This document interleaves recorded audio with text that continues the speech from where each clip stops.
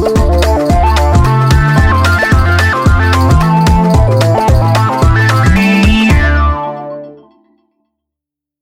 tout le monde, salut les monégasques, bienvenue pour une nouvelle vidéo. Alors, ça fait longtemps qu'on ne s'est pas vu, ça fait quand même pas mal de semaines parce que voilà, tout le monde est au courant, c'était la trêve estivale, c'était la fin de la saison, c'était l'Euro qui commençait, c'était Monaco qui était parti en vacances, et donc on était un petit peu tranquille depuis pas mal de semaines, et on avait donc une grosse attente pour cet été. C'était quelle équipe on allait mettre en place du côté de Kovač et surtout quel mercato. Quel mercato, parce que les périodes estivales, c'est souvent le noyau dur de nos concentrations en tant que spectateurs, que supporters, parce qu'on attend vraiment une équipe à construire, on attend vraiment des joueurs à venir, on attend des joueurs partants, et on a vraiment toute notre attention sur ce mercato. Alors certes, il y avait l'Euro qui a peut-être monopolisé notre attention avec bien évidemment l'élimination de la France, mais aussi des joueurs de l'AS Monaco qui étaient dans cette compétition et qui au final sont tous éliminés, ils sont tous partis. Et c'est pas une mauvaise chose parce que au-delà du mercato, on a des joueurs cadres comme Ben Yedder, Volland, Golovin, etc.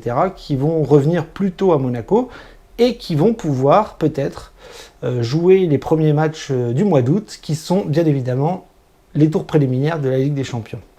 Ça c'est très important parce que vous allez voir que la vidéo que je vais faire c'est aussi en lien avec ça. Le mercato est très long, le mercato dure 2 mois et demi voire plus. Et souvent, des clubs comme Monaco ou d'autres très grands clubs prennent leur temps.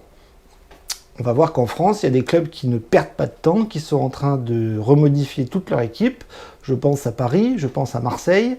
Et eux n'ont pas d'échéance très rapide, contrairement à nous. Et la problématique est là, c'est que Monaco a des échéances rapides et on va voir que le mercato est assez calme. Donc ma vidéo va être assez courte, va être assez rapide parce qu'il y a très peu de choses à dire.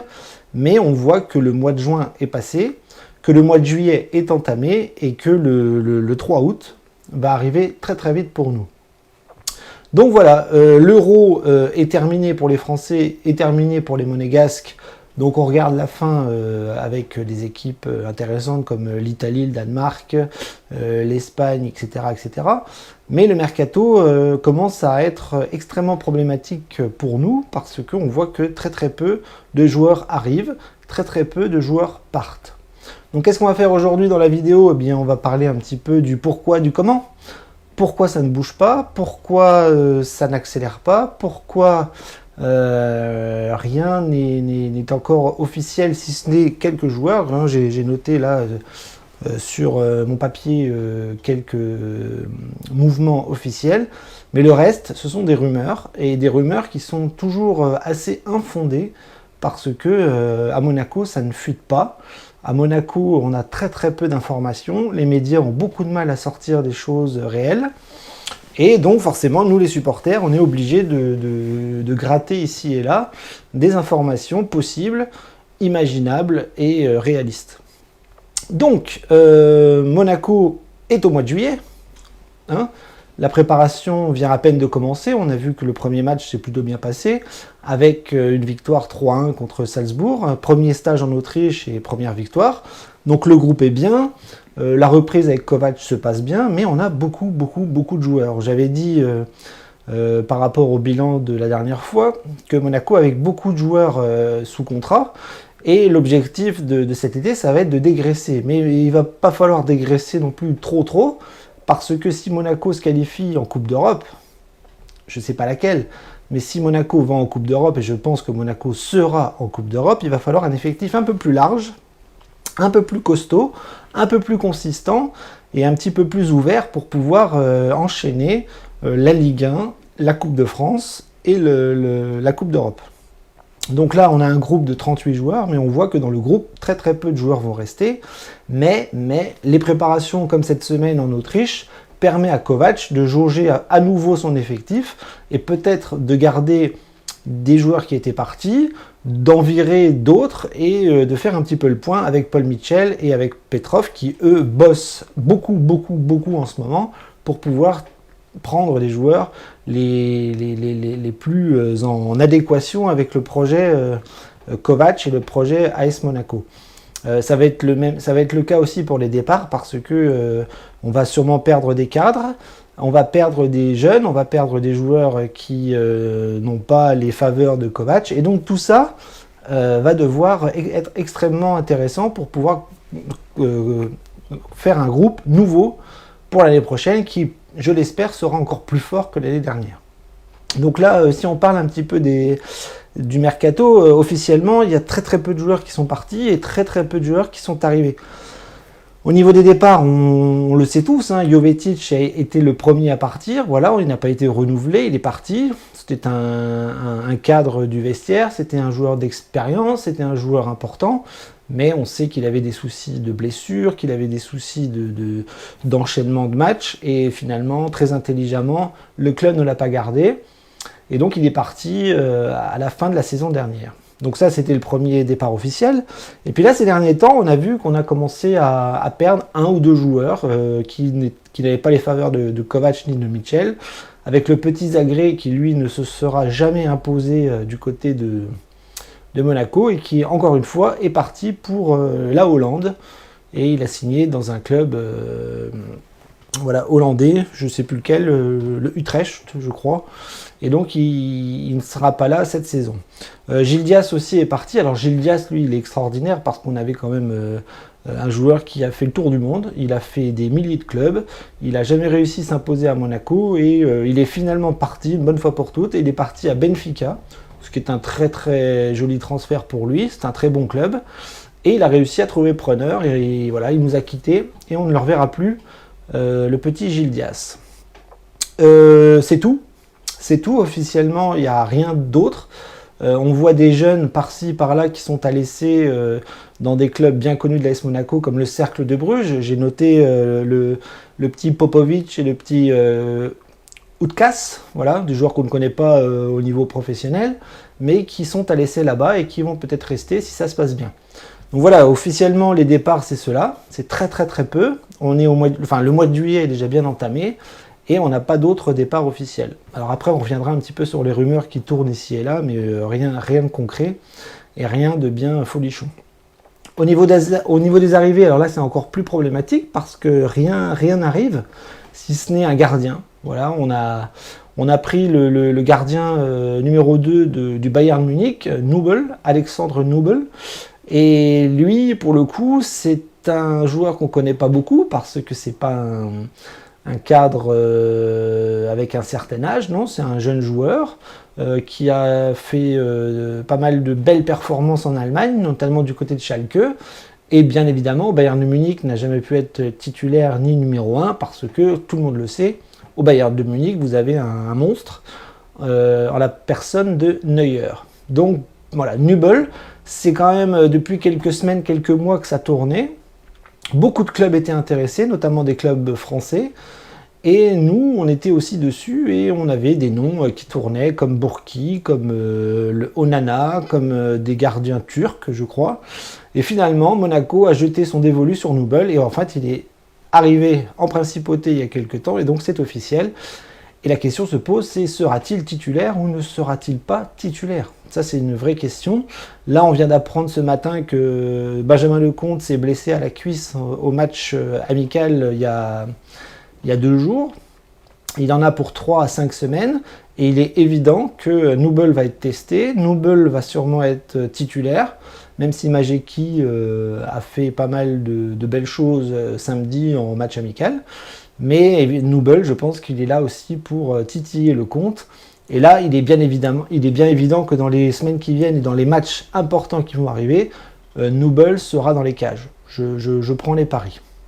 Donc voilà, très peu d'arrivées, très peu de départs, et on a toujours un effectif monstrueux pour attaquer la saison, avec une revue d'effectifs complète dans les matchs amicaux, pour Kovac, qui doit évaluer tout le monde et qui prendra sûrement des décisions au cours du mois de juillet en disant lui je le garde, lui je ne le garde pas.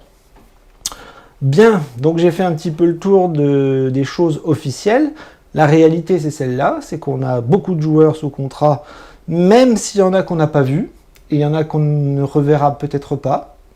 Je pense à des joueurs comme Barreca, je pense à des joueurs comme Pelé, je pense à des joueurs comme Georges, je pense comme des joueurs comme d'autres qui n'ont pas été appelés et qui ne sont pas encore ici. Alors je ne parle pas des cadres qui sont en vacances, hein, Ben Yedder, Voland et compagnie. Même si Golovin, je ne suis pas sûr qu'il va rester. On avait vu un très très beau reportage sur YouTube, sur l'AS Monaco, avec un journaliste, enfin des journalistes russes qui avaient interviewé Golovin, l'agent de Golovin, et on avait vu que visiblement cet été, ça serait très très mouvementé pour Golovin, avec des offres de clubs très intéressants. On parle de Chelsea ou du FC Séville notamment. Est-ce que ça va se concrétiser? Est-ce que ça va continuer? Est-ce que l'euro lui a fait baisser sa cote, monter sa cote? Je ne sais pas, mais en tout cas, je pense que Golovin va avoir des sollicitations, il faudra surveiller ça de près. Donc voilà, il y a plein de joueurs qui ne sont pas revenus sur les 38, il y a pas mal de joueurs qu'on ne verra peut-être jamais, hein. Je pense aussi au petit Bon Giovanni, des joueurs comme ça. Enfin, vous voyez, si vous prenez la liste des joueurs sous contrat, il y en a quand même pas mal qu'on ne voit pas, qu'on ne voit plus et qu'on ne verra peut-être plus jamais. Alors maintenant, les rumeurs. Les rumeurs, c'est le problème du mercato, c'est que dans les rumeurs, vous avez des choses réelles et des choses totalement ridicules, avec des articles sur l'AS Monaco qui associent des joueurs. Alors ça peut être des joueurs expérimentés, des jeunes, des pistes exotiques, des noms complètement farfelus. Et puis là-dedans, il faut faire le tri, parce que des fois, il y a des informations réelles. Noble, par exemple, le gardien, était quand même dans pas mal d'articles de journaux, pas mal de réseaux sociaux. Et Noble, quand on associa le nom de Noble à Monaco, on s'est aperçu que finalement c'était bien réel et que ça s'est officialisé quelques semaines après. Donc dans les rumeurs, on a quand même très très peu de choses au niveau des arrivées. À l'heure actuelle, il n'y en a qu'une qui paraît extrêmement intéressante, qui a été livrée par un Twitter, un tweetos ou je ne sais pas comment on l'appelle, un gars sur les réseaux sociaux qui est toujours très très très informé, qui s'appelle sous pseudo Gaulle06 et qui sévit sur ASM Forum et qui maintenant est sur Twitter et qui a balancé une bombe il y a quelques jours avec le message disant que Monaco s'intéressait de près à des jeunes talentueux de l'AZ Alkmaar, donc aux Pays-Bas, et quelques heures après, quelques jours après, ce fameux insider, comme on dit, a publié une photo de Myron Boadou, qui est quand même un attaquant de la Z Alkmaar extrêmement intéressant, extrêmement fort dans ce championnat, et qui donc a associé Boadou à Monaco. Et là, visiblement, comme cette personne est quelqu'un de sérieux et qui ne raconte pas beaucoup de bêtises, eh bien, on peut penser que Boadou va arriver à Monaco dans les jours qui viennent, si vraiment la piste est sérieuse, ce qui me paraît être le cas. Donc la seule piste sérieuse à l'heure où je vous parle, c'est Boadou à Monaco, un attaquant extrêmement intéressant, évoluant à la Z Alkmaar et qui pourrait peut-être remplacer le départ de Jovetic. Pour le reste, on n'a que des rumeurs un peu farfelues, un peu bidons, très très peu sérieuses, et on s'amuse parfois sur les réseaux sociaux à lire tout et n'importe quoi pour essayer de trouver des pistes intéressantes ou des informations qui pourraient nous faire un petit peu frétiller, nous les supporters. Mais globalement, il n'y a rien de bien sérieux, parce que Monaco est un club qui travaille de façon extrêmement discrète. On appelle ça le sous-marin. Et bien évidemment, on a très très peu de pistes qui sortent, et très très peu de gens arrivent à déceler le vrai du faux. Donc dans les rumeurs d'arrivée, on a eu quand même il y a quelques semaines la rumeur Boateng, voilà, le grand joueur du Bayern Munich, encore une fois, après Nubel. Boateng qui était associé à Monaco, et on a vu qu'en conférence de presse, Paul Mitchell a bien expliqué que non, ça n'était pas une piste pour l'AS Monaco, parce que les joueurs de plus de 30 ans intéressaient peu les dirigeants, parce que Monaco s'inscrit dans l'avenir, Monaco s'inscrit sur la longue durée, et c'est très très rare d'aller chercher des joueurs de plus de 30 ans. J'ai l'impression que Paul Mitchell ne veut pas des vieux briscards comme Boateng. Donc la rumeur Boateng a été mise à la poubelle très très vite, Et donc on a pu passer à autre chose, mais au niveau des défenseurs, on n'a pas de rumeur d'arrivée concrète. Voilà, ni à gauche, ni à droite, ni au centre. On a beaucoup de joueurs à ce poste-là, on a beaucoup de retours aussi, Marcelin, on pourrait faire la liste, hein, Maripane, Dissassi, Marcelin, Badiachil, etc., etc. Est-ce que Badiachil va partir? Je ne sais pas. Varane est partant du Real Madrid, est-ce que Badiachil va avoir les faveurs du Real? Je ne suis pas sûr. Mais en tout cas, il y a très très peu de rumeurs de départ et très très peu de rumeurs d'arrivée en défense pour l'instant avec l'AS Monaco. Au milieu de terrain, on avait une piste qui avait l'air très très très sérieuse il y a quelques semaines, c'était le Lyonnais, Jean Lucas. Jean Lucas qui a fait une saison à Brest et qui bizarrement intéresserait l'AS Monaco. Alors c'est un profil qui nous a paru un peu bizarre parce que il n'a pas fait forcément une grande saison à Brest, il n'a pas éclaté non plus du côté de l'Olympique Lyonnais. Donc certains supporters lyonnais seraient assez déçus de le voir arriver à Monaco, donc c'est plutôt une bonne nouvelle, mais en tout cas, cette piste était très sérieuse il y a quelques semaines, et là depuis on n'en parle plus, donc ça va peut-être revenir dans les heures qui viennent ou dans les jours qui viennent, mais là, Jean Lucas était une piste sérieuse au milieu de terrain pour l'AS Monaco.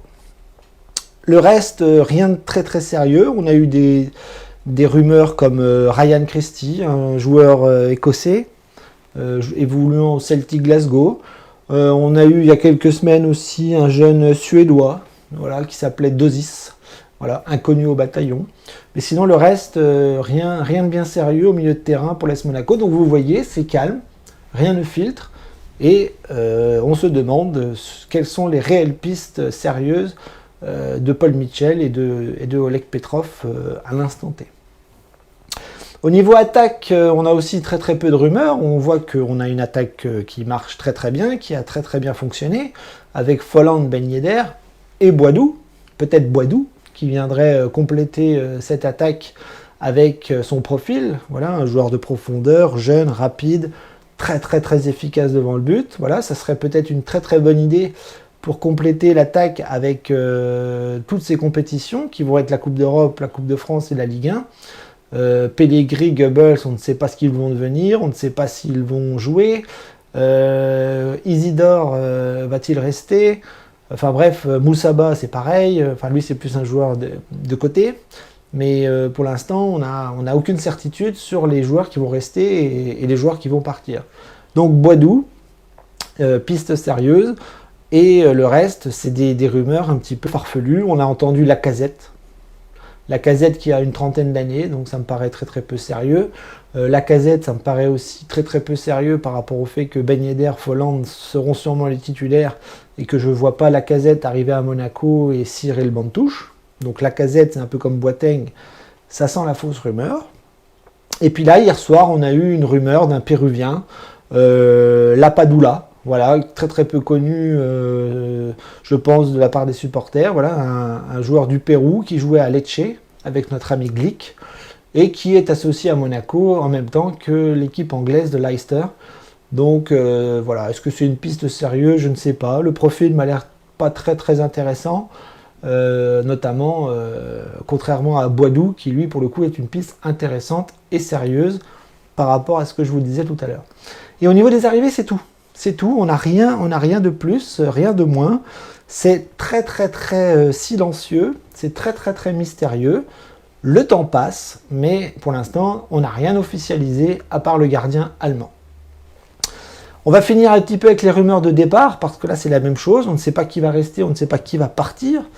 Je pense qu'il y a plein de joueurs qui vont partir, des jeunes qui étaient déjà prêtés l'année dernière, ou des joueurs même, des cadres aussi qui peuvent être sollicités par des grands clubs. Je pense notamment à Tchouaméni qui pourrait être pisté par Chelsea. Donc là pour le coup, s'il y a une grosse offre sur la table, je ne suis pas bien sûr que Tchouaméni puisse rester. Au niveau des gardiens, donc on ne sait pas qui va partir, parce qu'on a pris Nubel, on avait 4 gardiens, et hier soir on a appris qu'on en aurait un 5e, parce que le jeune Gabriel Pereira, qui était prêté à la Lazio de Rome, ne va pas rester non plus. Donc on va avoir Lecomte, Nubel, Majeki, Mannone et Pereira. Donc il y en a sûrement 2 sur les 5 qui vont partir, mais on ne sait pas qui va partir. Est-ce que Lecomte va partir? Est-ce que Majeki va partir? Ou est-ce que Manon va partir? Moi je pensais que Majeki serait sûrement prêté pour avoir du temps de jeu. Il y a eu une rumeur de lui à Bordeaux, mais je pense que c'était encore une fake news. Et donc pour l'instant, sur tous les gardiens qu'on a, on ne sait pas qui va nous quitter cette saison pour aller s'épanouir ailleurs. Au niveau des défenseurs, c'est pareil. Je vous disais tout à l'heure qu'on a plein de joueurs sur lesquels on ne va sûrement pas compter. Barreca, Georges, Serrano, ce sont des arrières-gauches. On a quand même Caio Henrique et Ballo Touré. Et tout ce petit monde-là, ça fait 5 joueurs. Voilà, il y en a 2-3 qui vont sûrement partir ou qui vont être prêtés pour pouvoir s'épanouir la saison prochaine. Donc derrière, on ne sait pas. On ne sait pas qui va rester, on ne sait pas qui va partir, malgré beaucoup de joueurs sous contrat et malgré quand même pas mal de joueurs, que ce soit dans l'axe, à côté ou à droite. C'est comme Biancone. Biancone, il a joué le premier match amical au milieu de terrain, donc lui c'est censé être un arrière droit. Et où va-t-il aller? Où va-t-il aller? Donc c'est le flou artistique dans les buts, c'est le flou artistique en défense, et pour l'instant il n'y a pas de piste sérieuse pour tous les joueurs liés à l'AS Monaco. Au milieu de terrain, je vous l'ai dit tout à l'heure, qui va rester, qui va partir. On parle de Bon Giovanni qui sera sûrement partant, voilà, qui n'a pas beaucoup les faveurs de Kovac. Aïd Benasser qui lui a besoin de trouver un club parce qu'il joue plus depuis très longtemps. Ben ça c'est des joueurs qui sont vraiment des vrais mystères par rapport au métier qu'ils exercent. Pelé, il est censé être un joueur monégasque, mais j'ai pas l'impression qu'on compte sur lui. J'ai pas l'impression même qu'il va revenir pour s'entraîner. Donc, est-ce qu'on va les libérer? Est-ce qu'ils vont partir à la fin du mercato? Est-ce qu'ils vont partir tout de suite? Est-ce qu'ils vont partir dans 2 semaines? On ne sait pas. On ne sait pas. Donc ça, c'est tous les joueurs sur lesquels on ne compte pas forcément. Puis après, il y a les cadres. Je vous ai dit que Tchouaméni pouvait être intéressé...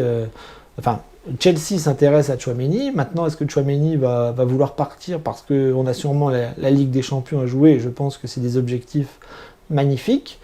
Diop qui est notre joueur montant, notre petite vedette, notre petite star qui a encore une marge de progression énorme et qui brille avec nous. On parle de Dortmund et ça fait des mois que Dortmund pourrait être intéressé par le profil de Sofiane Diop. C'est pareil, quand vous avez Dortmund et Chelsea qui vient frapper à la porte, s'il y a des grosses sommes, ça peut être compliqué de les garder. Mais en tout cas, pour l'instant, rien n'est fait. Pour l'instant, ils sont à Monaco. Et seul l'avenir nous dira ce qui va se passer pour eux. Et enfin, en attaque, on a très peu de pistes de départ, à part Onyekuru. Onyekuru qui lui est un vrai boulet, c'est-à-dire qu'on a l'impression qu'il n'a pas envie du tout de jouer à Monaco. Lui, il n'a que Galatasaray dans la tête, mais visiblement des clubs se sont penchés sur son avenir. Et visiblement, on parle de clubs comme Beşiktaş ou des joueurs comme ça, des clubs comme ça qui pourraient s'intéresser à lui. Mais lui, on sent vraiment qu'il n'a pas du tout les faveurs de Kovac, que Monaco, il n'en a rien à foutre et qu'il a vite envie de partir. Donc Onyekuru, je pense que lui, pour le coup, on va être très rapide à s'en débarrasser. Keita Baldé, qu'est-ce qu'il va faire? Keita Baldé qui était à la Sampdoria l'année dernière, qui va peut-être revenir à Monaco, mais c'est pareil, beaucoup de clubs s'intéressent à lui. On reparlait de l'Inter Milan, mais je ne suis pas bien sûr que l'Inter Milan s'intéresse à ce profil-là. Mais on ne sait pas, on n'a pas l'impression que Kovac compte sur ce type de joueur. Et donc c'est aussi un dossier, un profil en plein questionnement. Qu'est-ce qu'on pourrait dire d'autre? Après il y a les jeunes, le petit Kudryk, voilà, qui pourrait être partant aussi. Le petit Kudryk qui pourrait être intéressé par la Juventus. Voilà, le profil de la Juventus pourrait être pour lui, mais voilà, encore rien d'officiel. Donc c'est le flou artistique sur la totalité du groupe. Et à l'instant T, voilà, on est le 5 juillet et il se passe pas beaucoup de choses. Donc je vais m'arrêter là parce que j'ai fait une revue d'effectifs très rapide avec les choses officielles et les rumeurs qui tournent, qu'elles soient farfelues ou sérieuses. Et donc pour l'instant, on n'en sait pas plus et on attend. on attend pour voir quel joueur va rester, quel joueur va partir et quel noyau dur va garder Kovac pour l'année prochaine, en attendant bien évidemment des signatures avec un niveau un peu plus élevé, parce que je vous rappelle qu'à Monaco, là, ce n'est pas des recrues qu'il faut, ce sont des renforts. Il faut renforcer l'équipe. L'équipe a été très bonne l'année dernière, mais avec la Coupe d'Europe, il va forcément falloir des joueurs d'un niveau au-dessus. Voilà, j'arrête là. J'espère vous revoir très rapidement pour refaire une nouvelle vidéo avec des officialisations, parce que pour l'instant, c'est un petit peu léger. Voilà. Et donc, on espère vraiment que le board monégasque va accélérer le mouvement et qu'on va réussir à choper des gros poissons. Dag et Monégou, à très vite, et on continue de se suivre sur les réseaux sociaux pour bien observer ce mercato qui a beaucoup de mal à bouger.